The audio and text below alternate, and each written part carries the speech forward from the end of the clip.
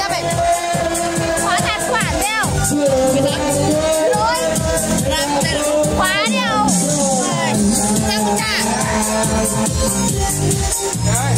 tá bé xin đi nhảy cháu tôi xin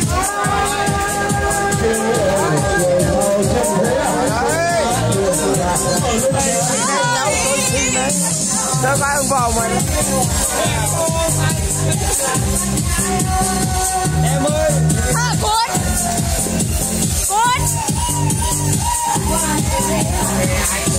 quay con bé ơi lên cầm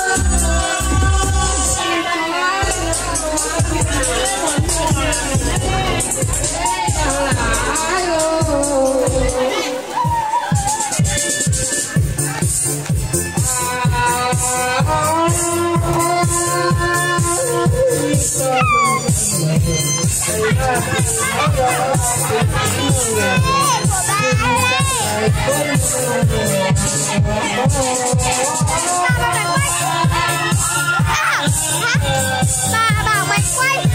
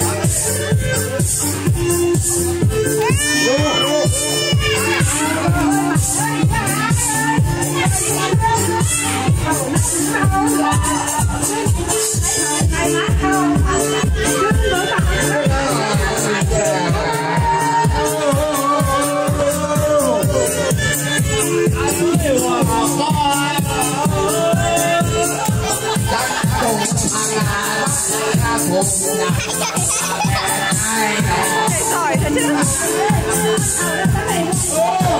Biết thầy mới hay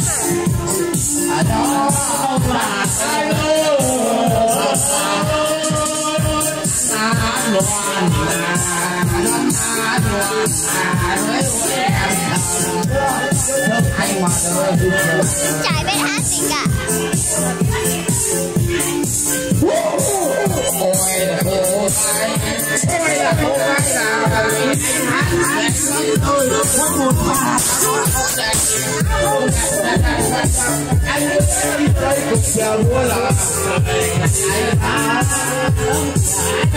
Cô không hứng nhảy à cô?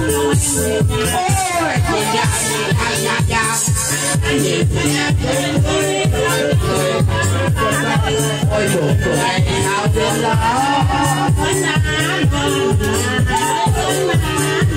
Thảo cầm cái này đi. ai mà ơi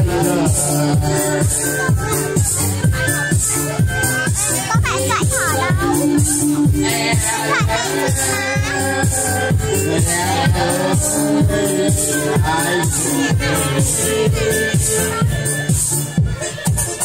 thì thỏ xem thau đi. Có tiền hay không có tiền.